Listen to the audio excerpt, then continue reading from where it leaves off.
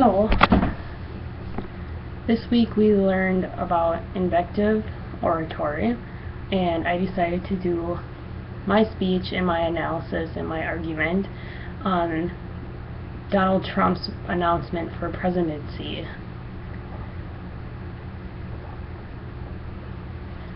This occurred on a Tuesday, June 16th, 2015. Donald Trump is not really known for his reputation. He is said to not be a very nice person, and he's mostly known for his place in business.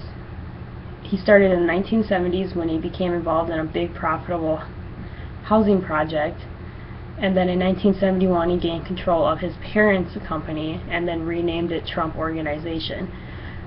And in 1980 he opened the Grand Hyatt, which is what really put his name out there as a developer. He also was on a reality television series called The Apprentice, and he was also on The Celebrity Apprentice, which is where a lot of people know and have heard about him. This was on ABC, or NBC, sorry. So in my paper, I decided to talk about the two different areas of invective oratory. It said that invective oratory is when the speakers try to assign blame in defense of themselves. This can occur in courtrooms and in political speeches.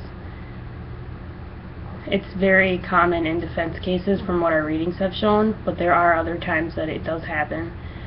There are two different areas that were included in this, and in our readings, the first was forensics, and the second was polemics.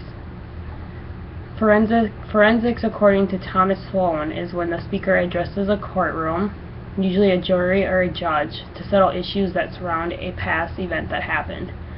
And forensics go back all the way to 1500s, so they've been around for quite a while.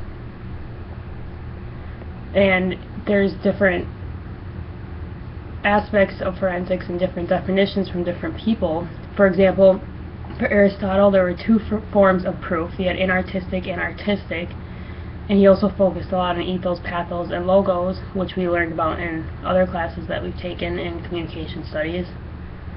The Romans also had 6 different parts to their forensic speech. So those are two examples that show the different parts of forensics and how different philosophers saw them. There is also the stasis theory that was mentioned that went along with forensics, and it had 4 different parts, and Aristotle came up with these 4 different parts.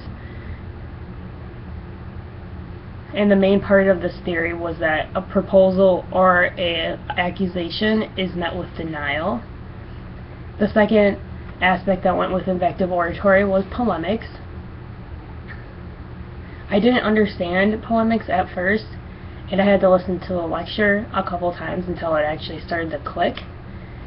I also did some outside research on it just to kind of bring more sense to it, because if I couldn't understand it, I'm guessing somebody reading this that doesn't know about it would need more help in understanding it too.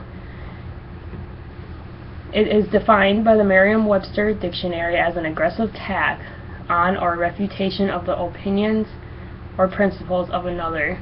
It's usually meant to attack the opposing side, and it also criticizes the opposing side. It can involve 2 people arguing back and forth, or just one person talking to people who can't really respond. In Donald Trump's case, he would be the later one because he was giving a speech to a crowd of people and they couldn't really respond to him because he was just talking to them. So I backed up my argumentation for this being an invective speech for Donald Trump because I went off of polemics. It's used in a lot of political debates, including people that are running for presidency, so this actually fit him perfectly because this was his announcement that he is running for presidency next year.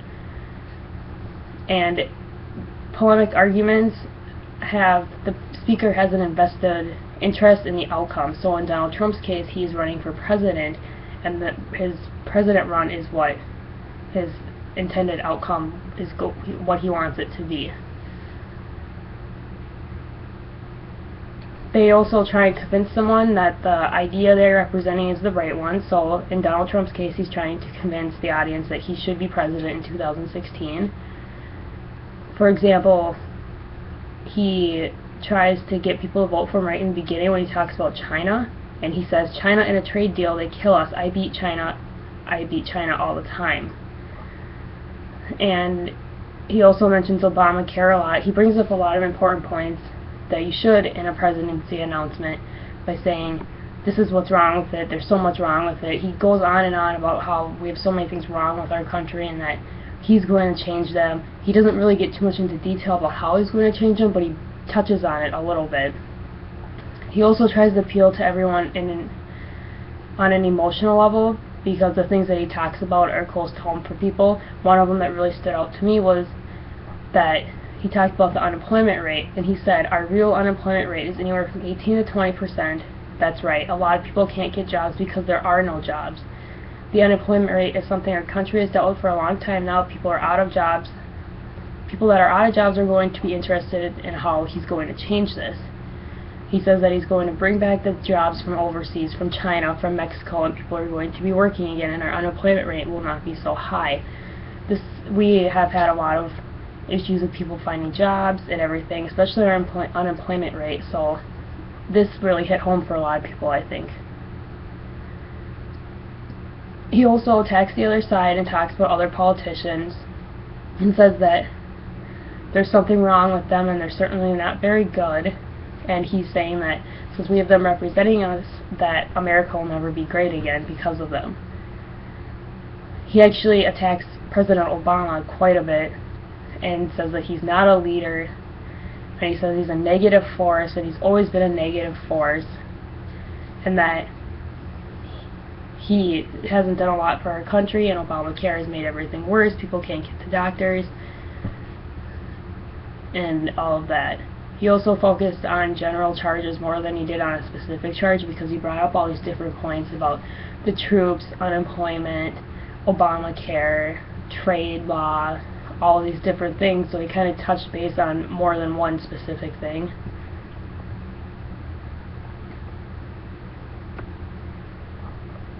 When I first looked at this, I wasn't really sure if this would fit the category for our speech this week, and I was able to look into polemics a little more and kind of get my grasp on it and realize that this was a polemic area and that the invective oratory did actually fit this speech. A lot of people might not think so at first, but once you start reading through the speech and you see all the different things and how he does slander and he does make the other side seem worse, that this is actually completely polemic. So in conclusion, I have proven in my paper my argument for this being a polemic, and I pointed out what invective oratory is and two different sides of it. And hopefully, after reading my paper and seeing this video, everybody will agree that this is a polemic and it did fit the invective oratory category.